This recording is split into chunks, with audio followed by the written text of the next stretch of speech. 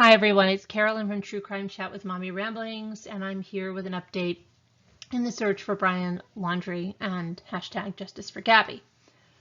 Today we have some updates for you. We're going to talk about some things that happened when Dog the Bounty Hunter was there. We're going to talk about what some regular citizens are doing outside the house. We're going to talk about the search and where it's focused. And we're going to talk about what some legal experts are saying, and as well as some, well, a Florida cowboy is saying about surviving there in the reserve. I'd like to welcome you.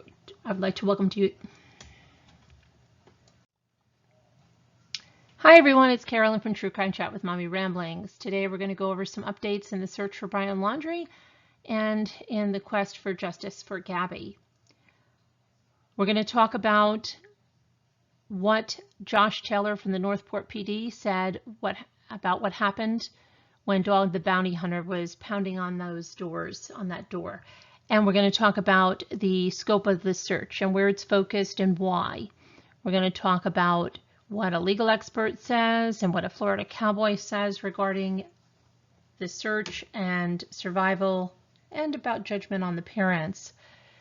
We're also going to talk about something that social media is doing and the prudence of that.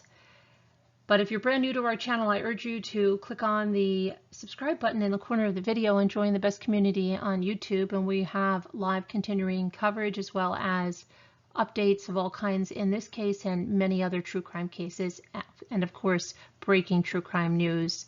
So let's get started.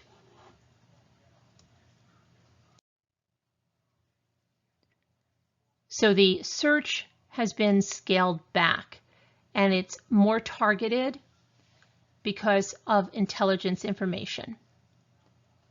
Other than that, we're not really sure what they're doing. There's a lot of people, we've taken polls and everything, that do not believe Brian is in that reserve area. So, you know, I mean, a lot of people think the resources and everything are wasted there. And Florida cowboy would agree. He said that you're not going to survive that. There's no way that he's surviving that for this long at all. Okay. So where's this more targeted and what is the intelligence information? Of course, we don't know that, but we do know that Dog the Bounty Hunter is saying that he's gotten so many tips, and I think he said within 48 hours he's going to have a really good idea of where to begin the search. But others are questioning, you know, how could he have more information than the FBI, etc., etc. So we don't know where that's going. But I will give you an update on Dog in here. Just let's go to that now. So when Dog the Bounty Hunter was pounding, and you might remember how he was pounding, I don't know how he did not bend that screen door frame because it looks so flimsy. And he was pounding like a lunatic on that. Well, he apparently rattled the Laundries inside so much that they made a call to 911. And this was confirmed by the Northport Police Department, Josh Taylor, who you've seen probably many times, who said, yes, the parents called 911 when he was pounding on that door.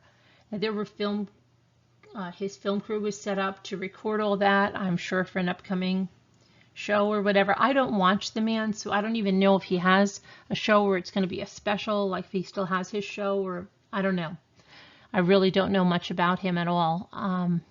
But I know that he apparently frightened the parents and they called 911. Now, another thing about the parents, people have asked, are they going out to the mailbox and getting their mail? Well, interestingly enough, the press crews have noted that they aren't even delivering mail to the mailbox. So it's likely that they were advised to stop their delivery and probably pick it directly up at their post office. There's also something going on social media. There was some type of a flower delivery And then through Twitter, WFLA said that someone said that they had those flowers delivered, and it either said Justice for Gabby or Rest in Peace, Gabby. And they wanted to do that to keep reminding the Laundries, and they wanted to create this memorial there. And they said, oh, if everybody was listening and sent flowers, that the whole place would fill up as a memorial for Gabby that they couldn't ignore. But here's the thing. That money that they want to send over here would be better spent donating to Gabby's foundation, where it can really help someone, or, in even a local charity in their own community in Gabby's name, rather than sending flowers to make some type of a show or spectacle over at the house, right? Okay, so that's what's going on there. Let's look a little further. Okay, and then there's, beyond the targeted search, there's a couple that's out in front of the house, and every hour they get up for about 10 or 15 minutes. The woman screams through a megaphone. It's very hard to hear what she's saying, okay? Because she has the megaphone so close to her mouth. All you hear is like loud screaming. We can imagine what it is. And then the man,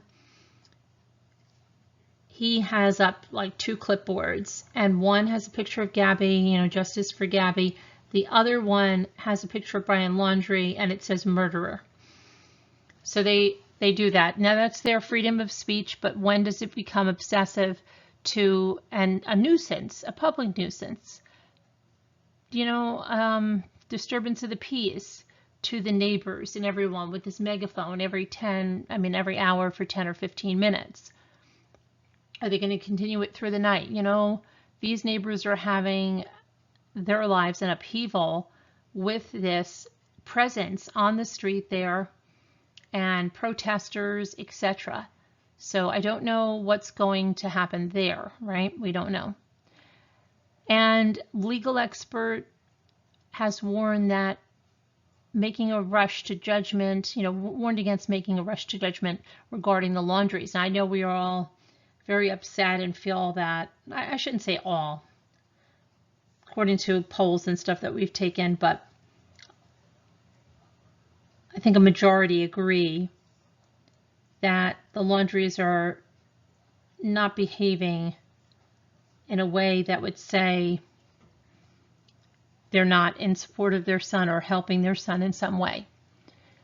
Just their response, the way they ignored the Petito and Schmidt families, etc., the way they walk with these blank stares in and out of the house. But this legal expert says, well, maybe they're just acting the way their attorney told them to act.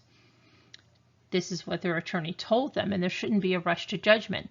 However, we know that's easier said than done, given their activities and the coldness they have shown to the family of someone that was supposed to be their daughter-in-law and someone that lived in there with them for 2 years. Okay, it's just very doesn't seem very normal. And I think that is about the updates that we have for today. We did touch on Gabby's memorial service yesterday. It was very beautiful. There's, I put a link in last night's video chat where you can go to the funeral home. You can watch a montage video. You can watch the live coverage on replay. Her father and her stepfather made really emotional eulogies there. And, there was some confusion on, was Gabby cremated? Was she there? It was an empty urn that was there at the memorial to symbolize Gabby, because her body is still being, it's needed for evidence. And so it hasn't been returned yet, and it hasn't been cremated yet, because I know that people were saying it had. And so she's not at rest with her family yet, but they went ahead and had the memorial and used that empty urn to symbolize that she was there with them. And our own Lisa D went to that memorial service and gave them the poster that she made on behalf of the Ramblers, which is really nice. And I did put a picture of it in last night's video. So you might want to check that out. And yeah, that's what I have for you today. And well, I mean, for right now, more, of course, more updates will be updating. And we covered a number of other cases.